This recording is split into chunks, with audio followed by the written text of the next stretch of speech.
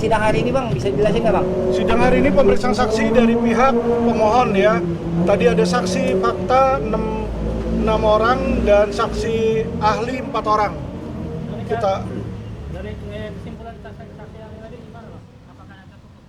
kalau saya lihat tadi kesaksian dari para ahli itu sudah mematahkan ya penetapan tersangka yang tidak sah. Jadi ahli dengan jelas sekali menyatakan bahwa seluruh proses mereka penyelidikan, penyidikan dan serta penetapan tersangka itu dilakukan secara melawan hukum formil di situ.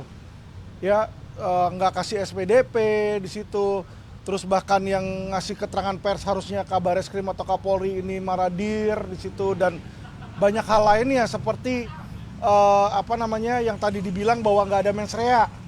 Ya mereka mempermasalahkan adanya akte tanah yang pakai nama pengurus dan disebutkan oleh ahli bahwa itu bukanlah pidana.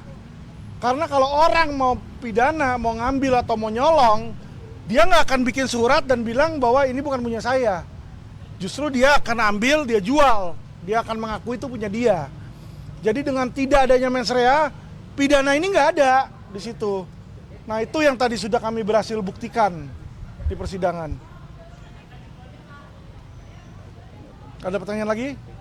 Berarti cacat hukum ya? Oh sangat-sangat cacat hukum. Ini bukan hanya cacat hukum, ini saya bisa bilang kriminalisasi tingkat tinggi. Ya, belum ada alat bukti tadi. Masa keterangan saksi orang tuh seharusnya dijadiin tersangka kalau punya 2 alat bukti. Jadi yang mendahului itu alat buktinya dulu 2, baru dijadiin tersangka. Ini dia dijadiin tersangka November 2023. Alat buktinya keterangan ahlinya baru diperiksa tanggal 2 April 2024 ketika kita perapit. Lah apaan itu? Mana ada dijadiin tersangka dulu saksi belakangan, bukti belakangan. Ya ini sangat ngawur. Ya yang mereka mau lakukan di sini adalah kalau saya lihat dugaan justru yang mau menggelapkan dan mau mencuri itu oknum Mabes kalau menurut saya. Karena uang ratusan miliar itu semua diblokir. Dan uang ini uang untuk kepentingan masyarakat loh. Ya santri-santri, ya ulama-ulama di pesantren. Mereka nggak mikirin ke sana. Mereka cuma mikirin mereka ambil aja buat mereka pribadi. Itu nggak boleh seperti itu. Ya jadi saya jujur sangat kecewa. Saya bilang kepada pihak kepolisian dalam hal ini bukannya mereka nggak ngerti hukum. Mereka sudah tahu hukumnya, mereka sengaja langgar. Ya dia nggak kasih SPDP, dia nggak kasih penetapan tersangka. Padahal dia tahu itu wajib.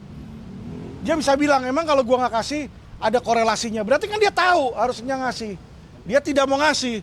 Ya bagaimana hak seorang tersangka yang seharusnya dikasih nggak dikasih. Penetapannya pun ngawur di situ ya. Jadi sangat mengecewakan. Lalu ada agenda apa lagi Bang sekarang? Jadi besok pemeriksaan saksi dari pihak kepolisian. Jadi polisi katanya akan menghadirkan 1 orang saksi. Menurut saya saksi yang akan dihadirkan saksi pidana, ya. Tapi kita lihat aja. Tadinya ada 3, tapi dia bilang dia cuma mau menghadirkan 1. Ya nggak apa-apa, biar cepet aja. Bang tadi dari hasil sidang ini berarti bisa disebut bisa merugikan warga sekitar juga ya Bang ya? Karena kan asalnya ditarik dari sini, gimana Bang? Sangat merugikan masyarakat. Makanya tadi saya tanyakan kepada ahli TPPU kalau hal seperti ini, ya kan apakah uang untuk pesantren itu untuk masyarakat atau untuk orang tertentu? Dijawab ini untuk masyarakat, yayasan ini untuk masyarakat. Ya berarti otomatis yang dilakukan oleh Bareskrim ini merugikan masyarakat. Selama ini dia selalu bilang dengan pasal 2, Undang-Undang Nomor 2 Tahun 2002 tentang kepolisian, polisi adalah pelindung, pengayom dan pelayan masyarakat. Kenyataannya mereka adalah maling, rampok dan pesuruh dari oligarki. Ya itu yang saya nggak suka. Mereka sudah tahu hukumnya bagaimana, tapi mereka langgar sengaja. Ini yang sangat parah ya. Dan ini merugikan masyarakat. Kalau sekarang masyarakat Indramayu yang kena, kita nggak tahu suatu saat mungkin masyarakat Jakarta, masyarakat IKN, dan masyarakat mana lagi. Ya disinilah makanya masyarakat ini harus berteriak dan lakukan no viral no justice. Karena saat ini satu-satunya tonggak alat kita ini no viral no justice, Pak. Bang, korelasinya dengan jalan ini apa? Kita cuma mau nunjukin ke mereka bahwa penyidik aja ya nggak taat sama Kapolri. Ini kan ada yang namanya perkap. Perkap itu sudah bilang yang boleh ini si A, si B. Udah dijelas hitam di atas putih loh. Ya jadi dia nggak bisa bilang gua kagak tahu. Kalau undang-undang lain lu boleh nggak tahu. Tapi kalau peraturan Kapolri yang Kapolri buat anggota lu kagak tahu, kerja lu apa? Pertanyaan saya. Ya kalau itu aja peraturan Kapolri aja dengan sengaja dia langgar, dia nggak respect sama Kapolri. Sama pimpinannya dia nggak respect, dia injek-injek itu pimpinan. Ya toh?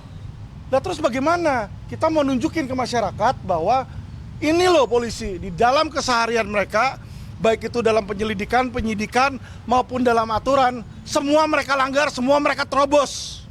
Ya mereka nggak peduli, karena mereka merasa diri mereka ada di atas hukum. Nah itulah yang saya lawan, oknum-oknum itu.